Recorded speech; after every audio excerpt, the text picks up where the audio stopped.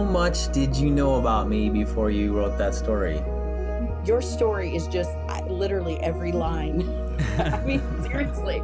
And just seeing that happen again in your story, well, that's just, that can't be a coincidence, obviously. That's fantastic. Wow. So there's some pieces of that story that are quite profound and are right in reality. Sarai said, "I want my light to shine, Jasmine." Jasmine kissed Sarai's forehead and said, "Glow. Let your glory shine. You're worthy, Sarai." Therefore, Sarai turned away from her magical mentor and faced the dark forest before her. Jurri, it's just incredible. It's so Holy Spirit inspired. And that's why it moves me to tears, because I just felt like he literally spoke to you. He literally spoke to you about me. Want to know what story you're in? Discover your own tale in books written about you. Imagine a library in heaven that contains books with stories written about you and me. These stories could be in any genre, from fantasy, mystery, action-adventure, or romance. Do you want to know what story you're in? I love that you are using what you have in a powerful way to reach people that's outside of the box. Yeah.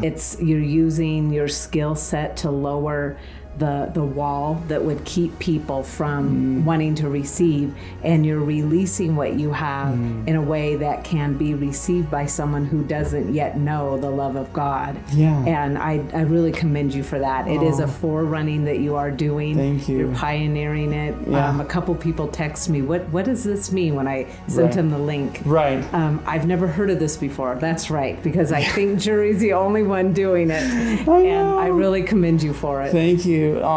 Marcia and Edwin, thank you. Order a personalized, revelatory, unique story to discover the glory inside your heart. Peer into the pages of the Father. Become a legend and discover your identity and destiny here in Legends of the Wind.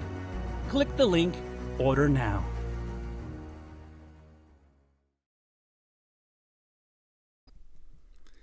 And hello and welcome to the Legends of the Wind podcast. I'm Jurri Schenck. Thank you so much for joining us tonight. It is an exciting time. I'm really pumped up because our guest, Sarai Leyva, will be with us shortly.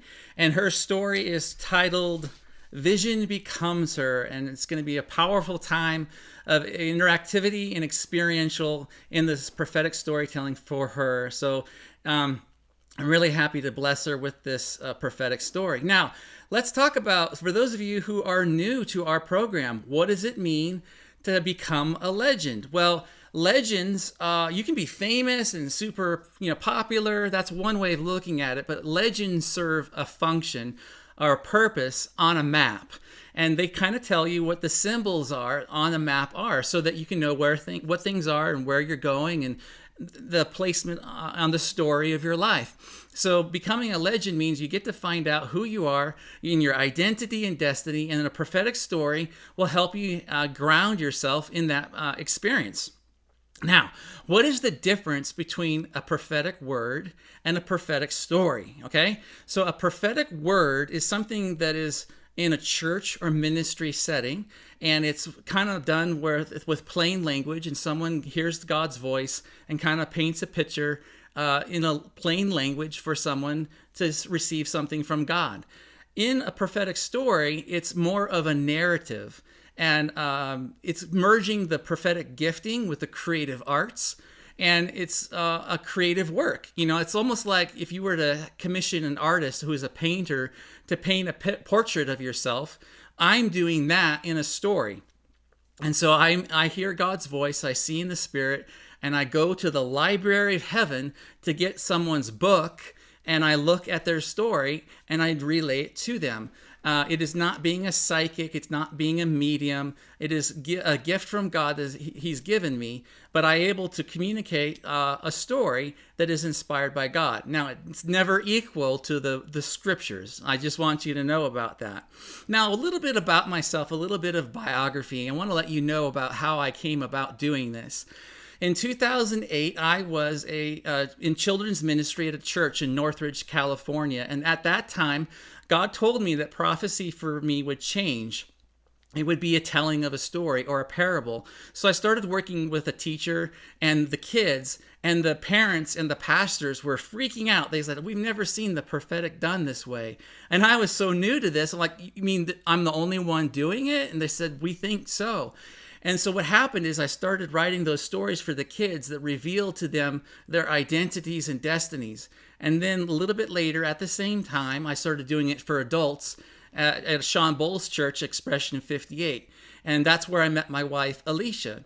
And so I was learning how to do this because my eyes and ears opened up prophetically, mainly because I attended countless meetings of Kim Clement, Prophet Kim, who passed away several years ago. But I learned how to take risks in the prophetic by watching Kim. And I was going to his meetings while I was attending USC.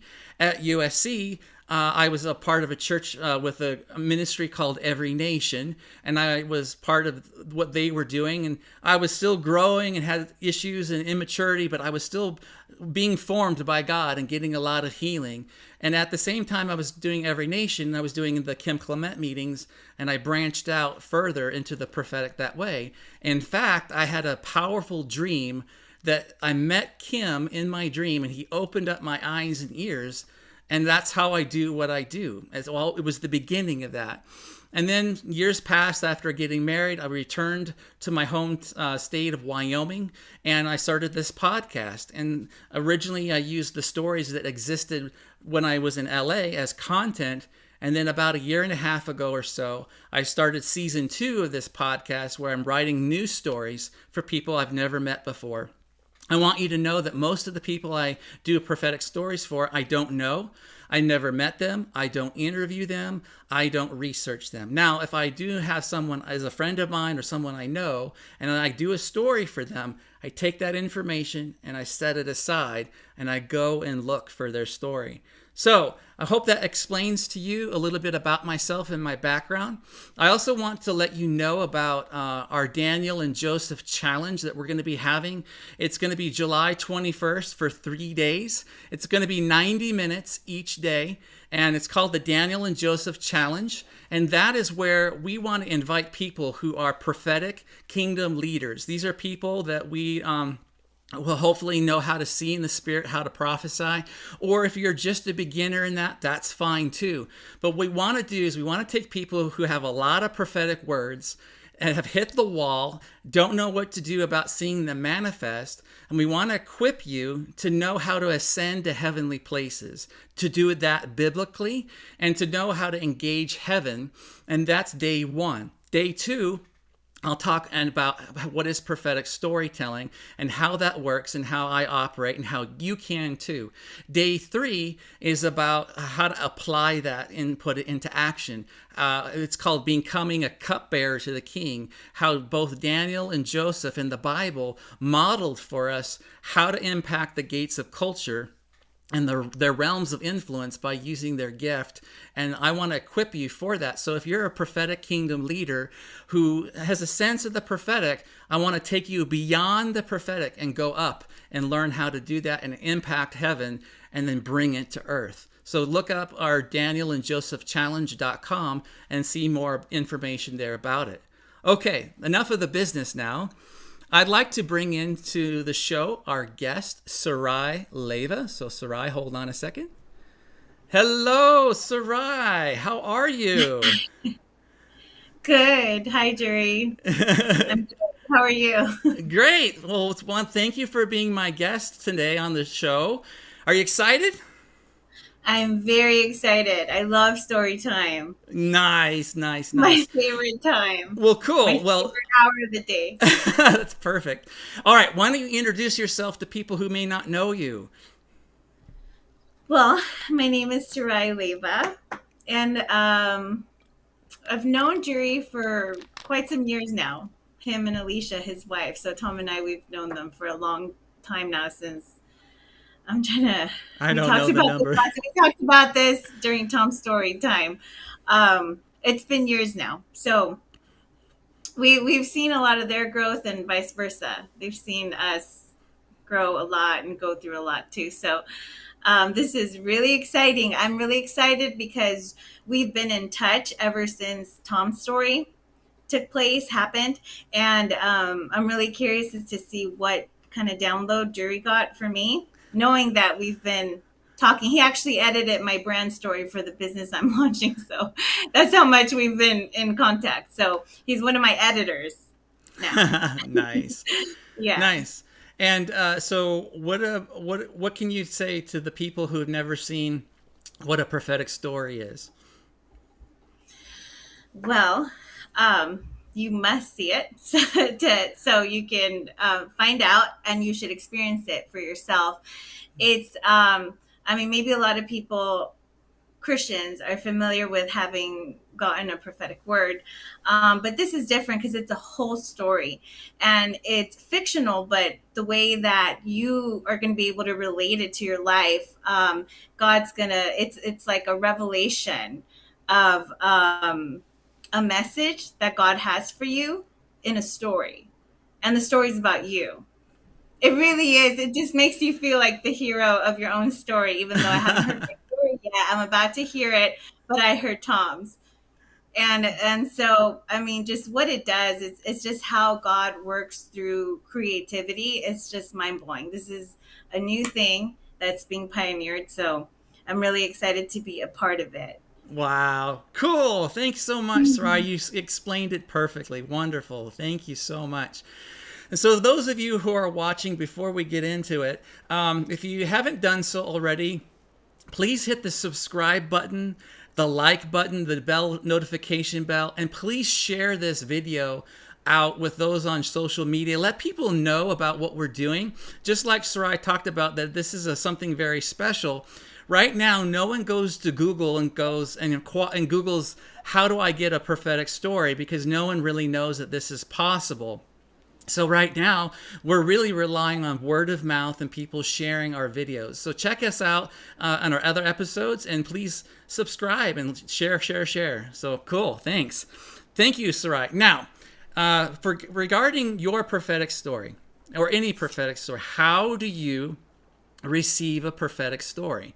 Well, the first thing is that the story is a revelation, and they're meant to be understood symbolically. They're not meant to be taken literally. It's almost like they're a dream, or you use dream interpretation or dream language to unpack the meaning. Okay? So that's how you look at it. And then you have power, Sarai. You have the power to say, yes, I receive this prophetic story, or no, I do not receive this prophetic story. Or you may need time to process it and look back at the replay and get more information or more revelation later. Many people I know go back to the replay and get new things from it. And so that's the idea here. So it's a powerful thing. And so it's symbolic in nature, and it's a revelation. After we're done telling the story, we have a time of interpretation. That's where we get to unpack the hidden treasures that are in the story. And then our goal is to have an application. Like, what do you do with it? Now that you've seen the hidden treasures, how do you apply it to your life? Like, what's the takeaway for you personally? And by the way, for those of you watching in the chat, we welcome you to add your questions, your comments, your interpretations, your thoughts. The chat is super important to be involved in this experience. And so we welcome you there as well. And so I think that kind of explains it. So Sarai, do you know what my question is? Do you know what time it is? I'm not going to look at the clock because it's story time. Right. It's Tom said it was 7:09. No, it's story time. That's so funny. So good. Well, welcome everybody. And here we go. Here's her story. Okay. Vision becomes her. It was the evening at the Spanish casino, which teemed with many wealthy people, all wearing tuxedos and party dresses. The rich smell of cigars, wine, perfume, and cologne filled the air. It was a royal time, but one of also scheming, wheeling, and dealing. The stakes were quite high. The winnings could be great, but if you couldn't beat the house, the losses were even more. How should Sarai play her hand? This beautiful young woman sat at one of the poker tables and stared down at many artists who surrounded her. Their faces were still, and some wore sunglasses. No one seemed to make a move, but when they did, the stakes increased as they added more chips to the pot. Sarai's heart pounded, and her palms were sweating. She looked to the right and to the left and examined all the men. She was the only woman sitting at the table. One player called the game, and no one won. The pot remained the same. The players turned in their cards, and the dealer dealt again. Sarai's nerves were increasing. Again, she asked herself, how should she play her hand? Sarai picked up her new cards and looked them over. To her amazement, she had a royal flush of diamonds. This jackpot struck her as being too good to be true. How is this possible? She thought. Butterflies fluttered in her stomach. She easily had the winning hand, but now she had to be strategic and play the others well. Should she add to the pot? Sarai pondered this. There were already thousands of dollars invested in this game. Would investing a little bit more be wise? Sarai decided against it. The table's pot already would establish a huge win. This time she will play it cool. The players took their turns. One man with dark sunglasses added $500 to the pot. I raise it, he said. This meant Sarai and others either fell in line or folded. Sarai looked him over. She thought to herself, he thinks he has the winning hand. He has no idea what I carry. However, Sarai knew that just because she had a royal flush of diamonds, he too could have a similar hand. Her heart beat even more. Sarai called the $500 and added her last remaining chips. It was time to show her hand and reveal everything to the world. Sarai was wise to call the bluff. Each player laid down their cards. Some players had nothing. Others had doubles or triples or a full house. But Sarai's chief opponent had a straight flush of clubs. All eyes looked at Sarai as she was the last player to show. As she laid down her royal flush, gasps filled the air. The surrounding fans saw Sarai's hand. The dealer announced Sarai was the winner and wrote on a paper her earnings to cash out. Sarai took the slip of paper with joy and left the table. "Hey!" called out the shady man with sunglasses. "She cheated! That woman is a liar!" The thug slammed down his cards to the table and rose in incredible anger. Some women in the room screamed. Sarai turned around to see the man coming her way. Sarai stuffed the winning slip of paper in her dress and faced her enemy. "You forget I know how to fight, not just play," said Sarai in a stern voice. The shady man pulled out a revolver from his chest pocket. He replied, "You forget I know where you live." Her enemy pointed the gun at Sarai, standing only 10 feet away. "That money is mine. You cheated," he growled. Sarai knew her conscience was clear and that this was only an accusation against her. She understood that this man had only come to steal, kill, and destroy. His power was control. His weapon and his voice only told lies. The question now was, what will Sarai do? Fight! The shady man charged Sarai, but she kicked up her leg and knocked the gun from his hand. He fell back and regained his footing. Sarai came after him, and with multiple punches, she pummeled the man's face, breaking his sunglasses. The enemy fought Sarai back, but he could not land any punches on her. She blocked and struck perfectly. Sarai knew her training made her strong and powerful. Just because she is beautiful does not mean she is weak. Sarai kicked a roundhouse and knocked the man to the ground. He quickly got up but staggered, and he lunged at her again. She uppercut his jaw, and he dropped to the ground in pain. Sarai called out, "Are you loco? Don't mess with this chica!" Different people shouted out, and the security guards arrived. All the bouncers grabbed both Sarai and the shady man who nursed his bloody nose. The owner of the casino came to confront the fighters. "What's the matter here?" asked the owner. Sarai wiped her hair from her face and replied, "He accused me of cheating." The owner saw the shady man with a beaten face and laughed. "I watched all of your hands while you played with my security cameras above the table. I clearly knew that he lost. Take him away. The security team dragged Sarai's enemy out of the casino. Sarai brushed off her party dress and stood up straight. The casino owner stepped up to her and said calmly, "Now, young lady, you may think this story's over, but I'm here to tell you the truth. Would you like a glass of wine to calm your nerves? I want to give you a tour of my facilities." Sarai's eyes were wide open and she nodded. "I would be honored." After walking around and showing the various parts of the building, the casino owner took Sarai to the porch outside that overlooked the grounds. The moon shone down over the sculpted gardens and a long pool of water that stretched out in between tall trees. A butler arrived with a platter with 2 glasses and a bottle of wine. The casino owner popped open the bottle and poured both of them a drink. Sarai looked the man over. He was strong, handsome, and older. His hair was salt and peppered, and he wore small eyeglasses. The owner's watch was a Bulgari. "I've never properly introduced myself. My name is Alejandro Lopez." He lit a cigar and puffed it to make it flow. "And you?" "Sarai Leyva," she replied with a smile.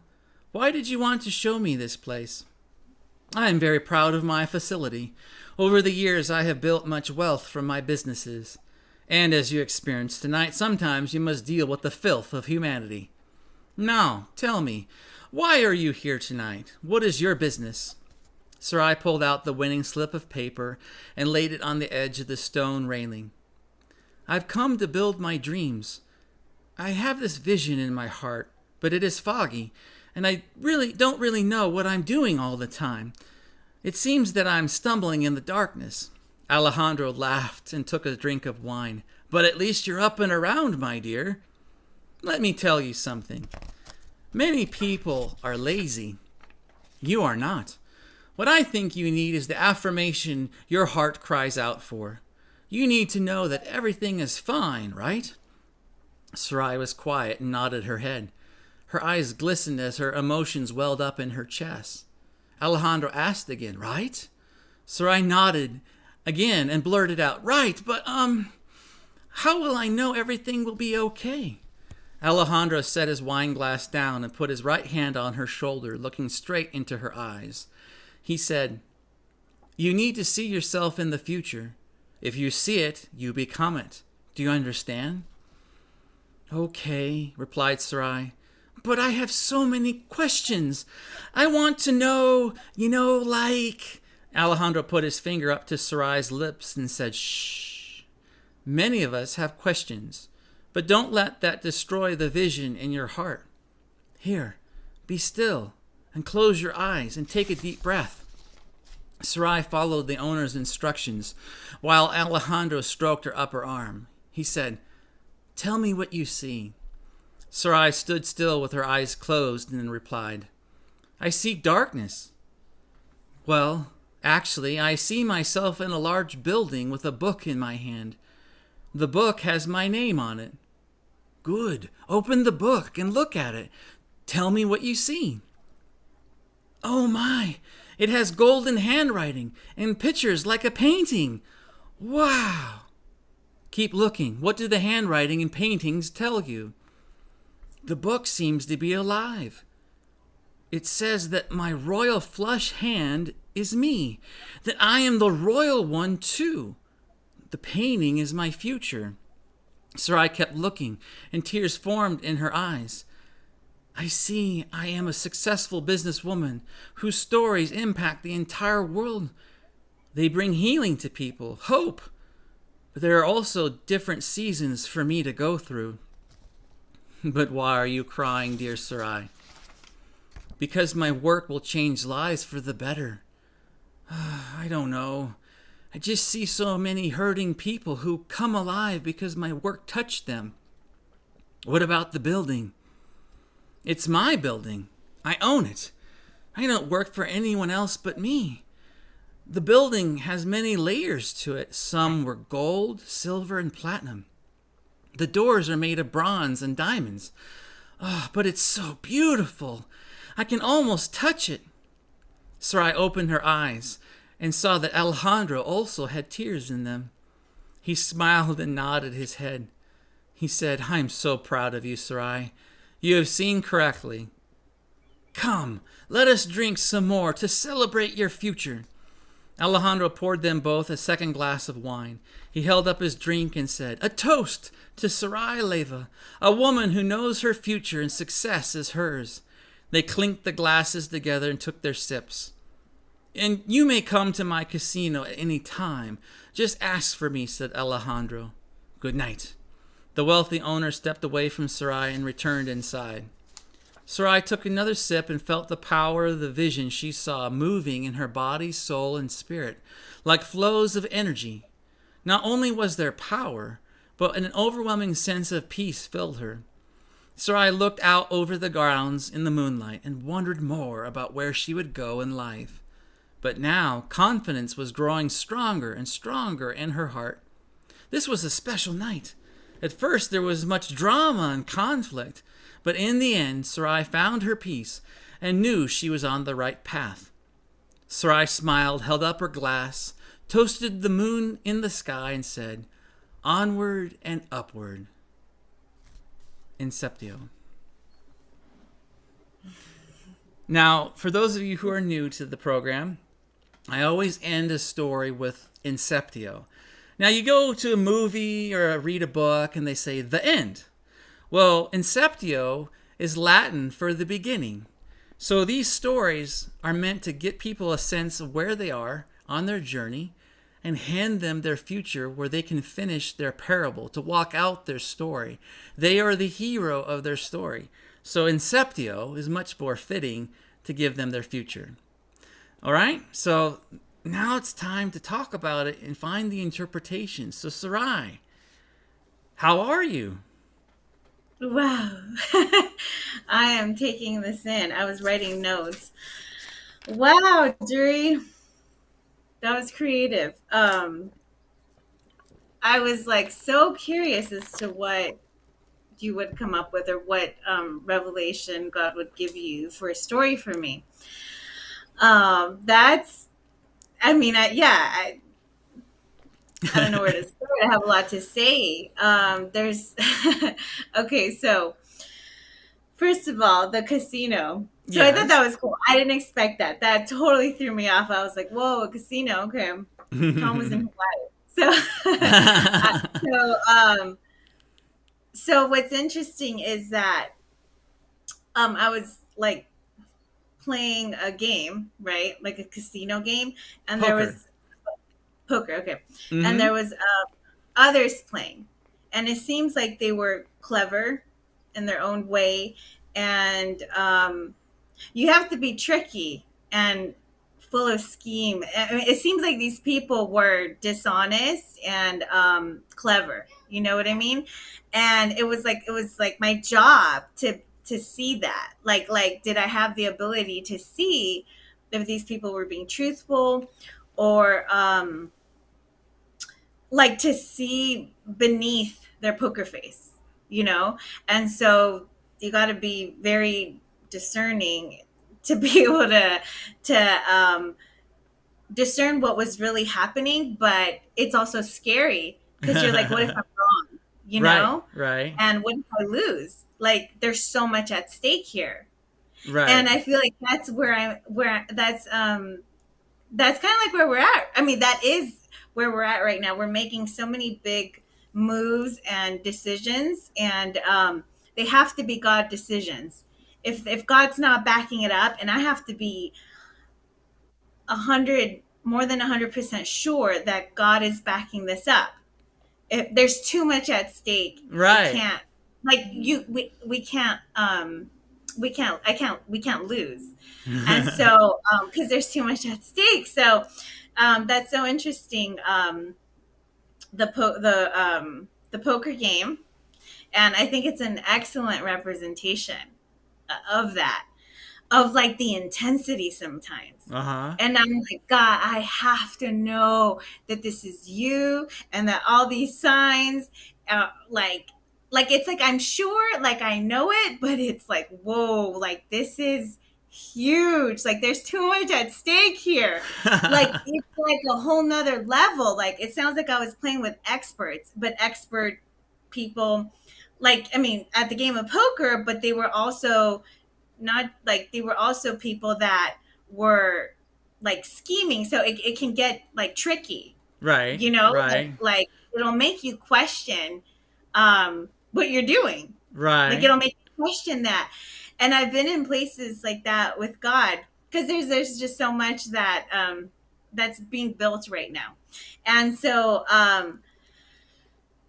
and money too. I mean, this stuff, what we're building costs money. Right. So so you know, like the money that was being played with in the Yep. game, Yep. you know, that's at stake, right? Yeah. And so, and it's like, I'm like, oh my gosh, I'm sweating. God, is this really you? Is it not? But I know it is you, because I trust you, and I trust that I'm hearing from you. I trust that I'm seeing correctly.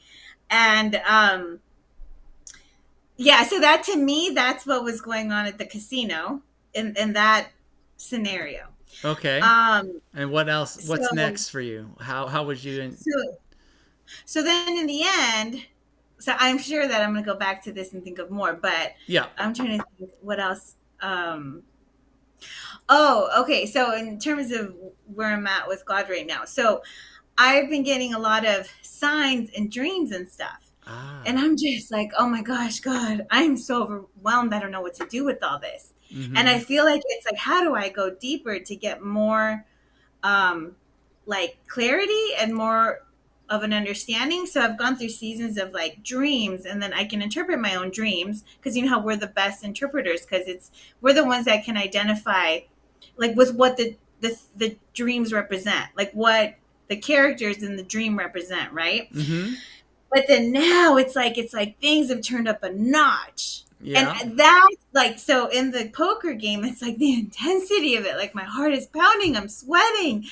And that's really what it's like. But it's not a bad thing, because it's like things got cranked up. You're just going to have to increase in your discernment and the ability to understand your dreams and interpret my dreams, right? And trust that you're hearing from God. But when that happens, then you can trust God for greater things, and more authority and influence is given to you, because you were in that position and you heard from God correctly, like you trusted in him for the solution, or like it's like blindly, like I'm trusting that this is you and that you're going to come through for these things. And they feel like huge risks, but when it happens, that's when it's like God's like, thank you for trusting me, and now I can trust you with more. Great. You know what I mean? So okay. So then who were the lady was the one that stole?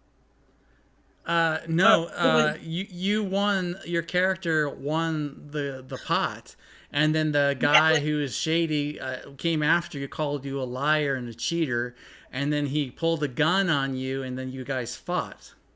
So that's that's right. The next part of the sequence. So, what do you think about that? Okay, but the lady accused me of lying, right? No, lady, you're the only female in the story. Oh, okay, so that was me. Okay, so I won because I had the royal flush. Okay, yes. So I think that represents. Okay, you're right. You were hearing from God, like, you know what I'm saying. Like there was so much at stake, and you're sweating, your heart's pounding, but like you did the right thing. You know what I'm saying? Like you saw clearly, you heard clearly. You made the right move and you won, and then the guy, well, I think that represents just the enemy being angry that we're inheriting and taking ground and stepping into God's promises. And so he's just so angry that he wants right. Let me interject real here. So one of the parts of his weapon is control. And so he's the enemy that comes against you is control, and his voice is all lies. So he's attacking you and accusing you and trying to control you, and in the end, you kick his butt.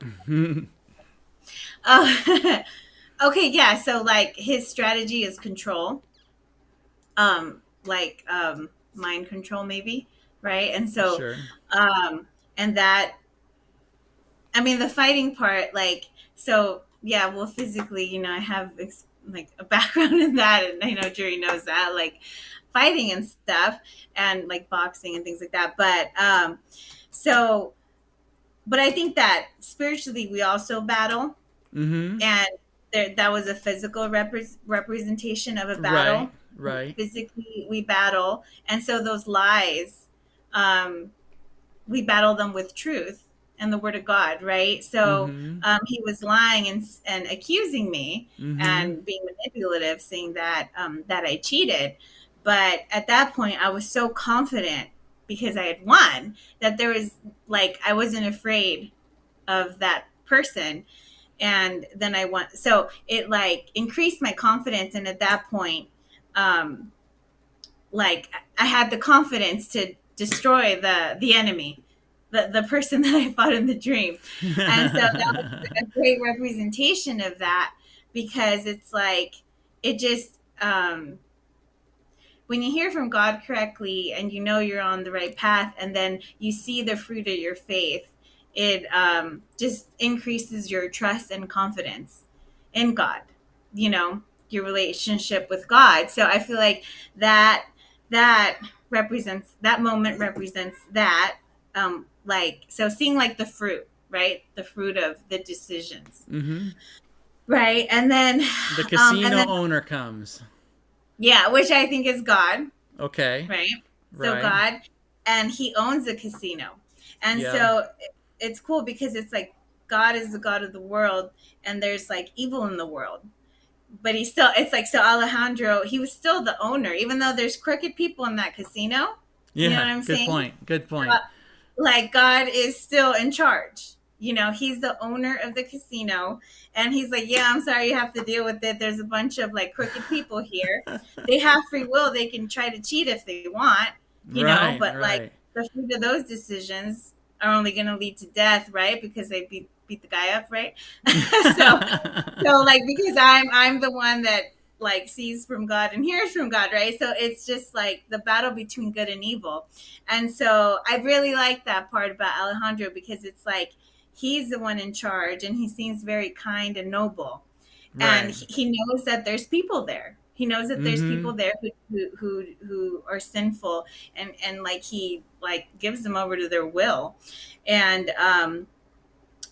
so, and he's like compassionate, Mm-hmm. Mm-hmm. like towards what's happening, Right. Let like me he's interrupt human. real quick. So, do you know the name meaning of Alejandro by chance? um no, should I look it up? I already did.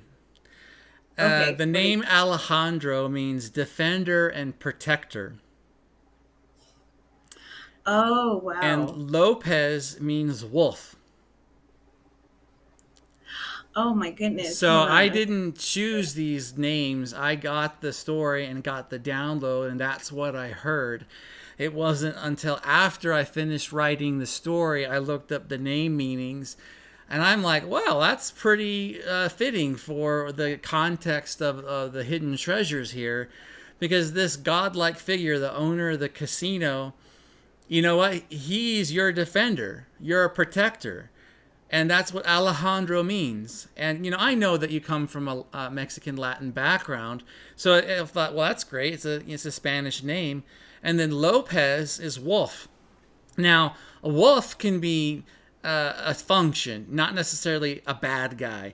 And I think that this character, Alejandro Lopez, is someone, if he's going to be your defender and your protector, then he will be a vicious, like a wolf, against your enemies, not toward you, if that makes sense. So this character, this casino owner who's really wealthy, he is your defender and protector. So when you look at the story again later, think about that context of that meaning. All right? And then Yeah, go ahead. You're next. yeah, wow, yeah. So I've actually had that's interesting. I've actually had a dream. Tom's brother, his name is Alex, so Alejandro. And then I remember dreaming that there was like it was like a dangerous moment, and then I saw him in the dream, Tom's brother. Then I looked up the name, and then it meant that's what it means. This is a while ago. So then I thought, oh, okay, God was saying that I'm protected and that I'm safe. So a lot of the times I'll have a dream and I'll see a random person, but then I'll look up what their name means. Right. And that's what God's trying to say. Yes. So it's like, perfect. It's just like that happens all the time. I just see random people in my dream. I look up their name. Yeah. And what their name means is what God's trying to say about a situation. Oh, yeah. There you go. So this doesn't have names in it, but this is a dream book from Barbie Breathen, and she has all sorts of symbols that have meanings. And so, you know, names and symbols are very crucial in dream language. Go ahead. And then what did you say that wolf meant? Tell me again. So wolf, if you look at the function of something, not the form, right? A wolf, you know, you think, oh, a sheep in wolf's clothing is a bad dude, right? In this case, this is a good guy. He is a defender and protector, but his last name is Wolf or Lopez. And so in the function is, if he's going to defend you, Sarai, he will be vicious and defend you against your enemies. But with you, you are one of the pack. Does that make sense?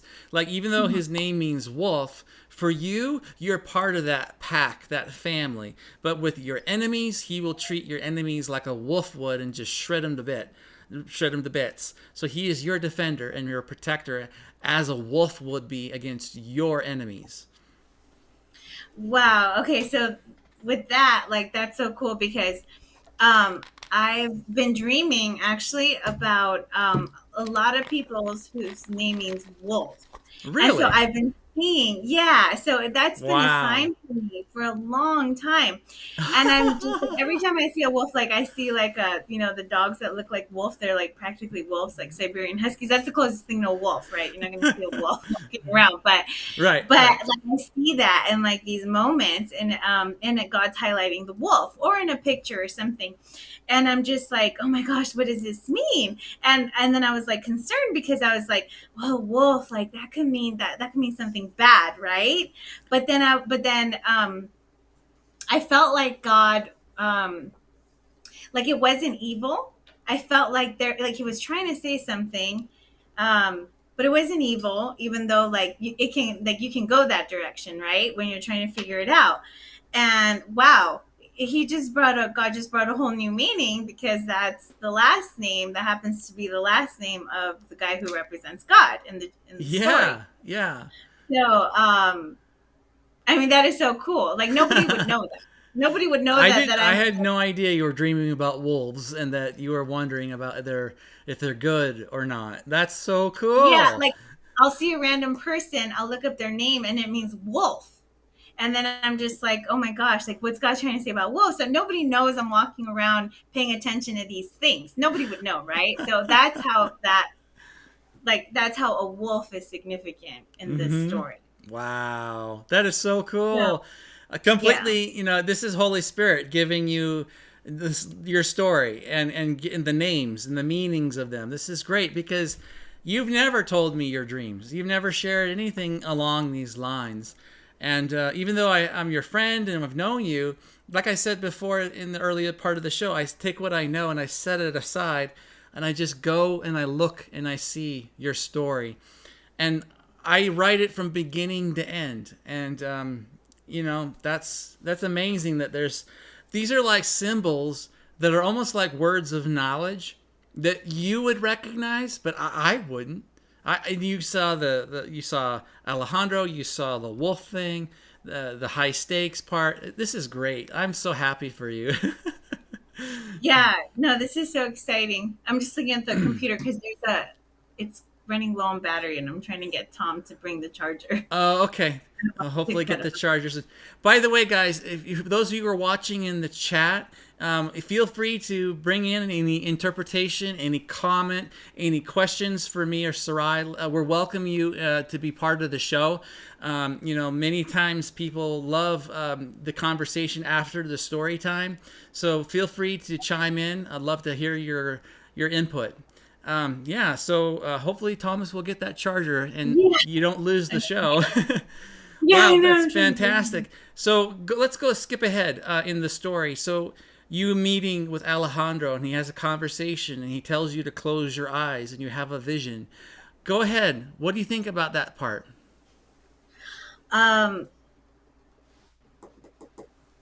You saw yourself in a building. You had a book with your name on it. It had golden handwriting, had paintings, and you saw that it was about you. Oh, okay. I have insight about that. So, a lot of the times when I'm trying to get an answer from God, I like go into a vision, and that's one of the things I see. I see a book opening up. Are you and kidding then me? Yeah, no, it's true. I've seen that so many times. And then, hold on. Okay. And a lot of the times I've been like, "What's in that book?" And then I try to see further, like, "What's in that book?" And I've seen that so many times, Wow. like in a vision from God, like, "God, give me an answer to this." Like, what are you trying to say? Sometimes I'm just like sitting there, and I'm just like trying to see and trying to hear and trying to like, I'll put my phone down and I'll be like, "Okay, well, this is a distraction. I want to." Mm-hmm. Hear more and like see more clearly. So then I'll just close my eyes and then I'll see whatever I'm seeing. And then a lot of the times it's me opening a book and like gold sparkles coming out, like like gold. Wow. Nice. And so yeah, so a lot of the times I'm opening up the book and I'm like, what is it? What's in the book? Like what? Like it's like he's showing me something, and I'm trying to figure it out, and then I'm trying to get the next thing, and I'm just like, and I'm like, well, what does it say? Like tell me more, So I do see something, and then it is a book, and so this was a validation for that vision that I have a lot, because I see that a lot. And then I say, oh, maybe I'm just imagining the same thing over and over again. But God really is in it. He really is in it. Yeah, let me help you with that. So, so dream language, if you have books in the dream, typically in dreams or even in visions, it's more challenging to read actual written words or text. It's actually better to approach it as if it was a movie or a picture book or a painting, because these are visual ideas that are being communicated. Reading in a written word, in a sense, is very challenging in a dream or book. I mean, it can happen, and I've had it happen to me.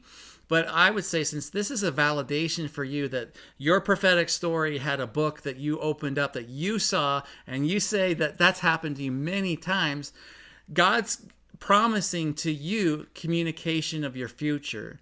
And just so you know, like anybody who receives a prophetic story or anybody who has a dream, these are encounters. These are interactive experiences. And the cool thing about dreams and these prophetic stories is you can re-enter into them and go into the story, back into that vision, back into that dream with God, and have it continue and let it play out even further than what's been here. These stories are an anchor for you. So when you get this PDF, I'll email you the story tonight after the show. You can read it, see it in your imagination, and go back. And you can go back into the casino and go, Alejandro, I have another question. Or Alejandro, can you show me something else? Because this is an interactive experience in the spirit. You can go back into heavenly places. And this story, this prophetic story, is in a sense a heavenly place for you to have an interaction with God, but in a story prophetically. Does that make sense to you? So go ahead. It like lets me reference something, and it reminds me that God is speaking to me.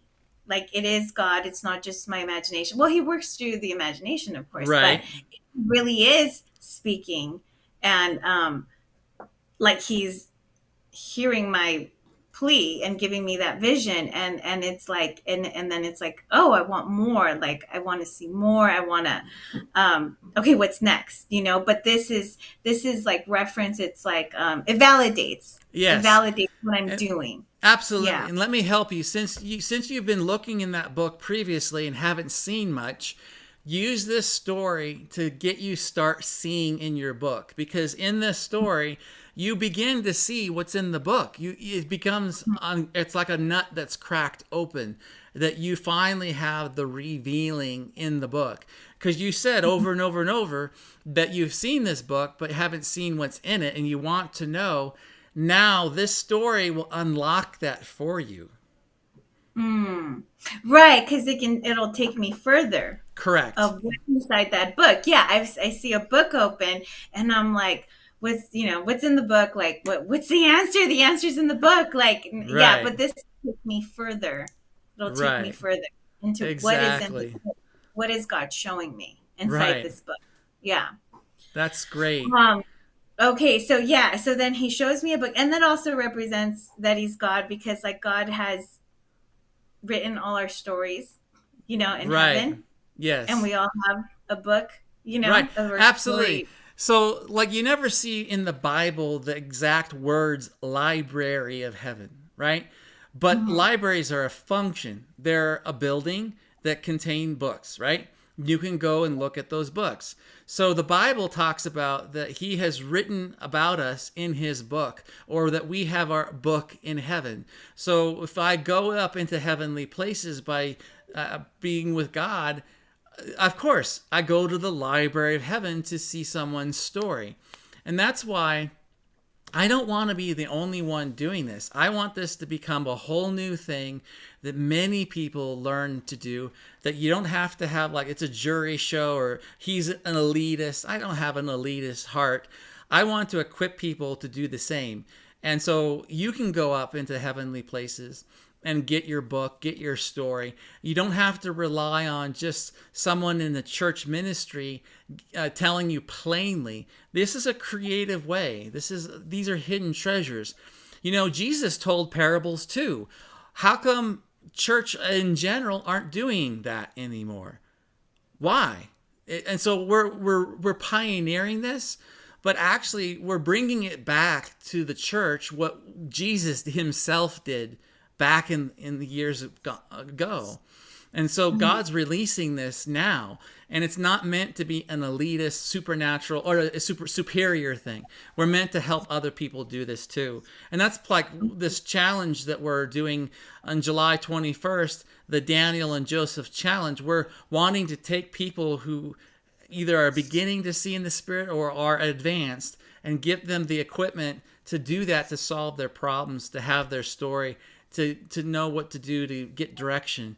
So Sarai, how else can you unpack this story before we finish the show? What do you think? Oh, okay. So then he said, so I looked at the book, right? And then, I was perplexed, right? I was perplexed, like, God, yeah. And yeah, I mean, I see that happening all the time. Like in the natural, I'm like, God, are you sure? God, what's next? And it's like, just keep trusting and keep going. Like, have the confidence to go where he's leading you, deep down inside, this is where he's taking you.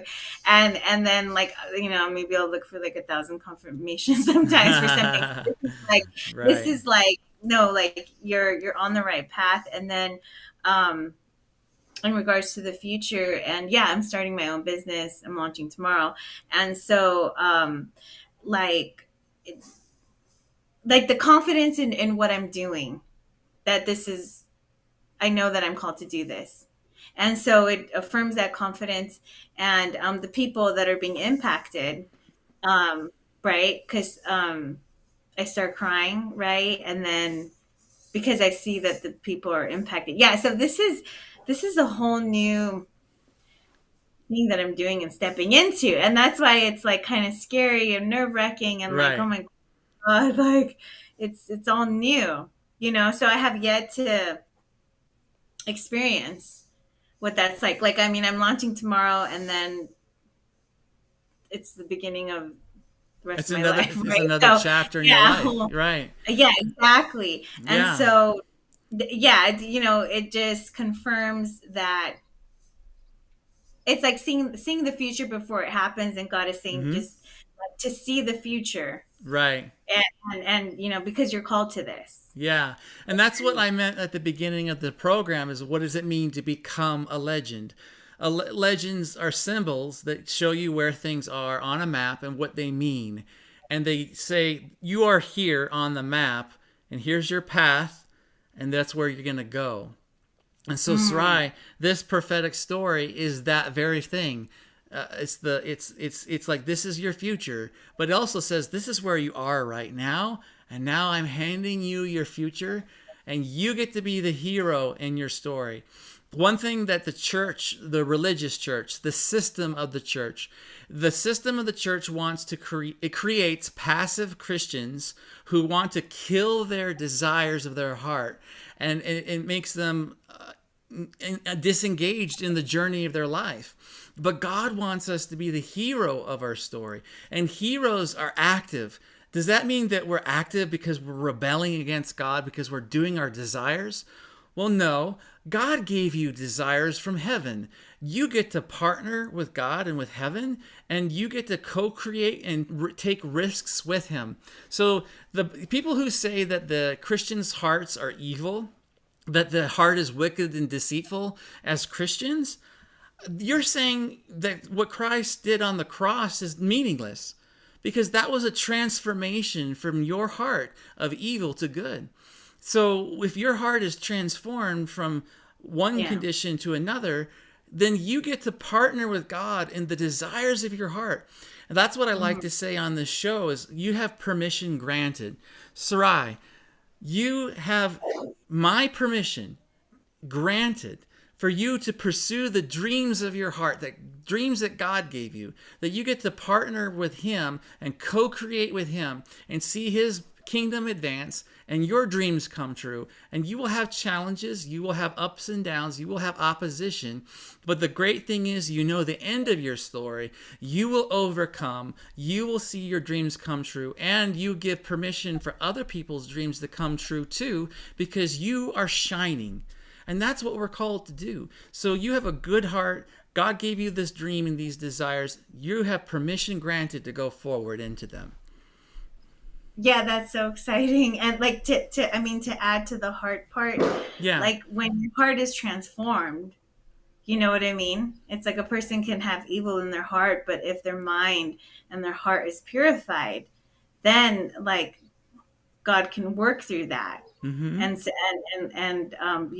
like that's a way that God will lead us. And so it's as we become pure and whole and transformed, then we can see and hear God more and pursue the desires that God has for us. And it's not bad. It's it was written before time. So right. And so the thing is, the religious system, the church in that sense, they want you to crush your heart and kill your desires. But this famous quote from Saint Irenaeus, it says that the glory of God, the glory of God is the heart of man fully alive. So when you come fully alive because of him in you working together, your life, your glowing, shining joy, your overcoming faith, that brings glory to God. You playing small and hidden doesn't do anything good for the world or for heaven. God has called us to shine. That's not a narcissistic, dysfunctional point of view. That comes from a whole heart, giving ourselves permission to shine, because God asks us to be a city on a hill and a light on a candlestick and a lampstand. God wants us to be able to glow in that sense. So that's what we get to do. And these prophetic stories are anchors for you to do that. So if you guys are interested and you love what we had tonight with Sarai's prophetic story called Vision Becomes Her, if you want to get yourself a prophetic story too, go to our website, legendsofthewind.com. Go to our store, look for the product, Become a Legend. And there's also a link in the description below as well. But check us out. Go ahead and watch other episodes on our YouTube channel. Look us over. You will see consistently many people lives being touched by a prophetic story over and over. You see my track record. You see how I handle my guests. And when you have a prophetic story, come on the show. Let me deliver it to you with your friends and family watching, and be celebrated to have your dreams and the vision that God has given you be made manifest. So I would encourage you to do that. And don't forget, we have our challenge coming up on July 21st, our Daniel and Joseph challenge. We would love to have you be there for 3 days, 90 minutes each day. It's in the evening, about 5 p.m. Pacific time. And we have prizes we're giving away. Day 1, we're going to give away an ebook of my prophetic stories, volume 1. Day 2, there'll be an audiobook version of that, which is 3.5 hours of amazing storytelling with music and sound design. And day 3, someone will be picked to receive a prophetic story. That will be on Sunday night. And whoever wins that prophetic story, they'll be given it on the following night, on Monday, on our bonus day. I'll be making an offer at the end of the 3rd day. So be ready, come and be equipped and enjoy it. So Sarai, thank you so much for being my guest. Sarai, what would you tell someone who has never heard about prophetic storytelling? What would you say to recommend them to get a story? And to talk, oh my gosh. and talk about your experience tonight. Oh my gosh, it was just so like it brought a lot of confirmation. At like even as a Christian, Malachi walked into the room. Okay. But even as a Christian, like and being used to getting prophetic words and being in the prophetic realm for years now. I mean, we were in so many meetings years ago together with Tom and Alisha and the people that we were a part of. So, and even still, this has never been done before. Like this is so new, like storytelling. And this is unlike anything that I've experienced before. Like Tom and I haven't experienced anything like this. This is truly a pioneering happening right now. So it's really empowering, and it lets you know that God is watching. He's listening. He's so aware. He wrote your story and he wants you to know it. And like a lot of people don't know that, even Christians. And so they don't think about their lives in that way. And so he wants you to fulfill your dreams and your destiny and your story. And you really are the hero in your story, but the story is fulfilled only in him. Your identity is revealed in him and in him only. And so that's really powerful. I mean, it's a whole new experience than getting a prophetic word. It's so creative in how God works through creativity. Like it's so powerful, and it just shows just takes you away from the religious spirit and mind. Yeah, that's great. Yeah. Well, thank you. That's amazing explanation. Thank you very much. Wow. Well, guys, Sarai, thank you very much for being my guest tonight. Thank you for allowing me to bless you with a prophetic story and to give you some encouragement and strength and direction for what you're going to be doing next. I'm really excited for you. So thank you very much for being part of our show, everyone. Everybody in the chat, thank you for speaking up. And we are going to be on our show next week on Monday at 7 p.m. Pacific time. Feel free to check us out on YouTube and look us up, and we'll be able to talk to you soon. Sarai, don't hang up. We're going to end the show. But guys, thanks so much for watching. It's so encouraging to see prophetic stories impacting people's lives and giving them a sense of love and direction. All right, guys, have a good night. See you soon. Bye.